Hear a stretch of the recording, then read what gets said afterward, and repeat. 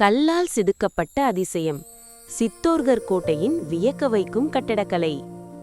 இந்தியாவில் உள்ள பிரம்மாண்டமான கோட்டைகள் வரலாறு மற்றும் பாரம்பரியத்தை சுமந்து கொண்டு நிற்கின்றன. எதிரிகள் நுழைய முடியாத வகையில் சாம்ராஜ்யத்தை பாதுகாப்பதற்கு மன்னர்கள் கோட்டைகளை கட்டியுள்ளனர். இந்த கோட்டைகள் நூற்றாண்டுகள் கடந்து இன்றும் கம்பீரமாக நிற்கின்றன.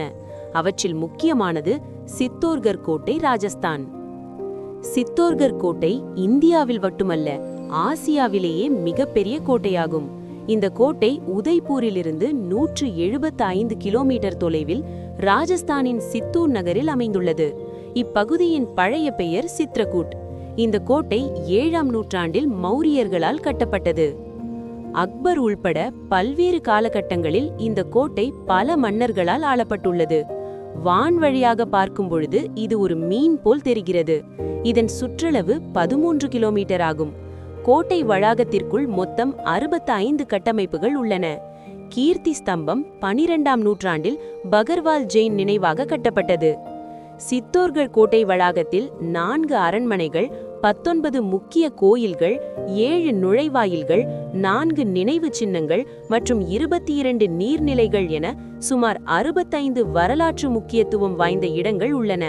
இந்த கோட்டை ஒரு முறை அல்ல, 3 முறை கொள்ளையடிக்கப்பட்டது.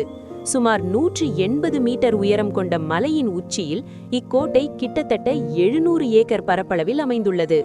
இது யுனெஸ்கோவின் உலக பாரம்பரிய தளமாகும். கோட்டையில் உள்ள முக்கிய கட்டமைப்புகளில் கீர்த்தி ஸ்தம்பம், விஜய் ஸ்தம்பம், பத்மினி அரண்மனை, காமுக் நீர்த்தேக்கம், ராணா கும்ப அரண்மனை, மீரா மந்திர், கலிகா மாதா மந்திர், ஜெயின் மந்திர் மற்றும் ஃபதே பிரகாஷ் அரண்மனை ஆகியவை அடங்கும்.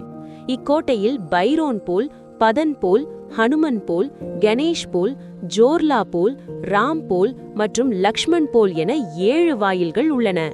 சித்தோர்கர் கோட்டை ராஜபுத்திரர்களின் பெருமை, வீரம் மற்றும் தியாகத்திற்கு ஒரு உயிரோட்டமான சான்றாக உள்ளது. ராஜஸ்தானின் பெராச் ஆற்றின் கரையில் அமைந்துள்ள இந்த கோட்டை மாநிலத்தில் அதிகம் பார்வையிடப்படும் சுற்றுலா தலங்களில் ஒன்றாகும். இக்கோட்டை இந்தியாவின் மிகப்பெரிய கோட்டையாக கருதப்படுகிறது. வரலாறு இந்த கோட்டையை மௌரியர்கள் கட்டியதாக சொன்னாலும், இந்த கோட்டை மகாபாரத காலத்தில் பாண்டவர்கள் கட்டியதாக இந்த பகுதியில் உள்ள நாட்டுப்புற கதைகள் சொல்கின்றன. திங்கட்கிழமை தவிர வாரத்தின் அனைத்து நாட்களிலும் கோட்டை மக்கள் பார்வையிட திறந்திருக்கும்.